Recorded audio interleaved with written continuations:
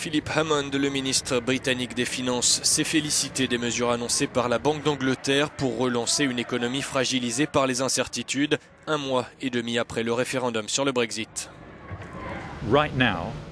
En ce moment, nous essayons de protéger les emplois et la croissance, et les mesures qui ont été prises aujourd'hui sont censées minimiser la hausse du chômage conséquente au ralentissement économique et soutenir la croissance au fil des prochains 18 mois à 2 ans, pendant cette période d'incertitude, celle des négociations de sortie de l'Union européenne.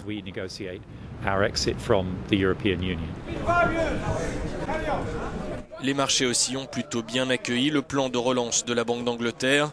La bourse de Londres clôturait en hausse d'1,6%. Sur le marché des devises, la livre sterling termine la journée nettement affaiblie. L'euro gagne 1,35% à 84,83 pence. Les marchés ont l'air de penser que oui, nous avons eu cette baisse d'un quart de point aujourd'hui, mais il faut s'attendre à plus. C'est ce que disent les marchés.